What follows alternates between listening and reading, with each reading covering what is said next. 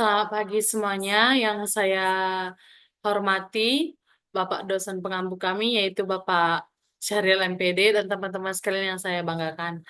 Perkenalkan, nama saya Tegas Raginting dari kelas PGSDH 22 dengan NIM 12233111112. Di sini saya akan presentasikan hasil proposal saya yang berjudul Hubungan Antara Gaya Mengajar Guru dan Kemandirian Belajar Siswa di UPT SD Negeri 10738 Desa Serotan.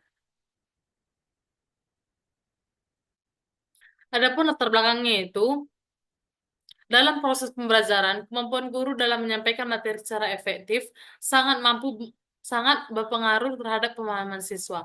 Apabila gaya mengajar guru kurang variatif dan tidak mampu menarik perhatian siswa, maka siswa akan cenderung kurang memahami materi, sulit bereksplorasi lebih jauh, bahkan kehilangan minat terhadap pelajaran tersebut.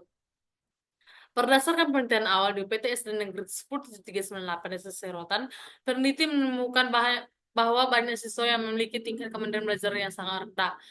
Mereka cenderung bergantung pada instruksi guru dalam memahami materi dan menyelesaikan tugas. Salah satu faktor yang diduga mempengaruhi hal ini adalah gaya mengajar guru yang diterapkan dalam proses pembelajaran.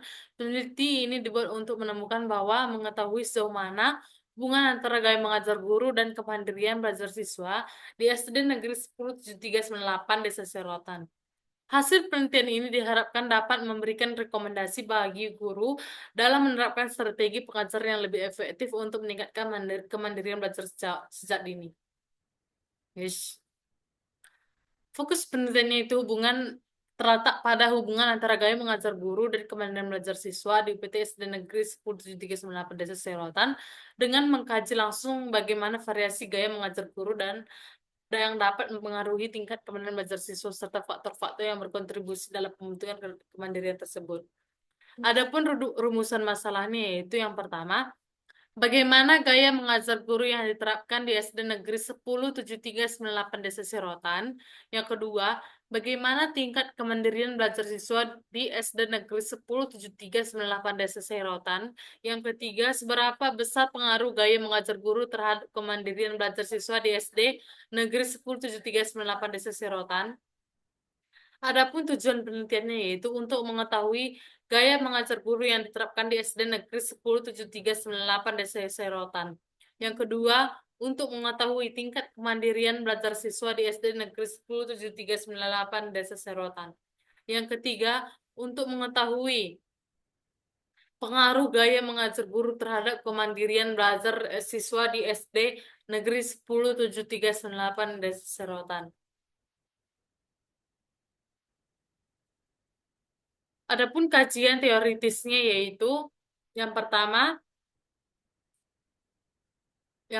guru membahas secara mendalam mulai dari pengertian guru, fungsi dan peran guru dan gaya mengajar guru. Yang kedua, kemandirian, membahas secara mendalam pengertian kemandirian dan tujuannya.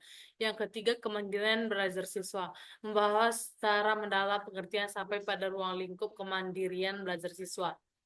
Adapun kajian terdahulunya itu ada tiga. Yang pertama, Nur Rizkiah dalam penelitian yang berjudul Pengaruh Peran Guru dalam Meningkatkan Kemandirian Belajar Siswa Sekolah Dasar, guru yang aktif membimbing, memberikan arahan, dan lainnya dapat relevan dengan hipotesis awal dalam kemandirian belajar siswa ditentukan oleh gaya mengajar guru.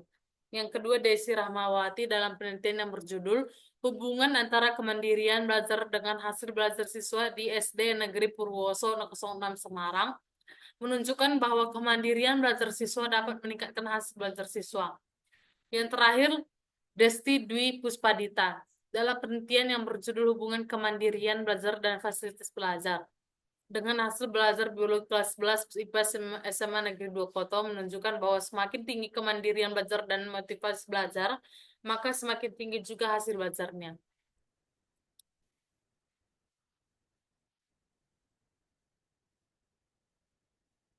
Adapun kerangka berpikirnya itu, penelitian ini menguraikan bahwa gaya mengajar guru yang mencakup metode, teknik, dan pendekatan bervariasi dapat menarik dan menciptakan suasana belajar yang menenangkan dan mendukung minat siswa untuk lebih aktif dan belajar.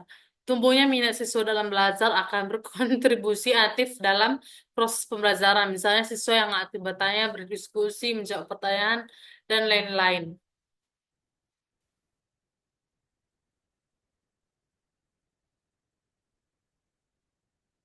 Adapun jenis penelitian itu, penelitian ini merupakan penelitian kuantitatif dengan pendekatan hubungan korelasi research. Penelitian ini dilaksanakan untuk menganalisis sejauh mana gaya mengajar guru mempengaruhi tingkat kemandirian belajar siswa dengan mengumpulkan data yang akan dianalisis secara statistik untuk mengukur kekuatan dan arah hubungan antara kedua variabel tersebut. Adapun tempat dan waktu penelitiannya yaitu lokasi penelitian ini dilaksanakan di UPT SD Negeri 107398 Desa Serotan, Kecamatan Percut Seituan, Kabupaten Deli Serdang. Penelitian ini dilakukan pada bulan Februari 2025 dengan rentang waktu pengumpulan data selama 2 minggu yang meliputi observasi, wawancara, dan dokumentasi.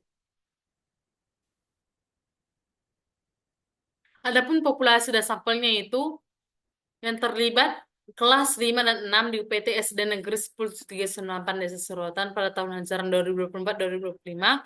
Sampel ini mengambil 30 siswa yang dipilih secara acak dari kelas 5 dan kelas 6 dengan kriteria keragaman dalam gaya belajar dan tingkat kemandiriannya belajarnya, serta 5 guru yang mengajar di kelas tersebut.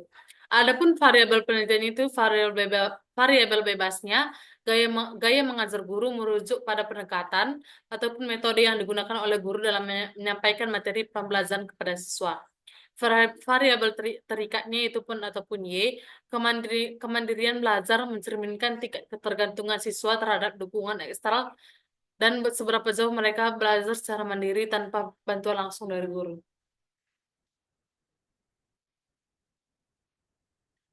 Adapun instrumen penelitiannya itu lembar observasi yang dilaksanakan saat proses pembelajaran berlangsung di kelas. Yang kedua, angket ditujukan kepada siswa untuk menggali informasi mengenai kemandirian belajar mereka. Adapun teknik pengumpulan datanya itu yang pertama observasi dilakukan selama proses pembelajaran berlangsung. Yang kedua, angket terdiri dari beberapa bagian yang berfokus pada gaya mengajar guru dan kemandirian belajar siswa dengan menggunakan skala Likert untuk menilai sejauh mana responden setuju atau tidak setuju dengan pernyataan yang diberikan. Teknik analisis datanya itu yang pertama pengumpulan data, yang kedua pengolahan data, yang ketiga perhitungan persentase, dan analisis data dalam penelitian ini dilakukan secara statistik, deskriptif, dan uji korelasi.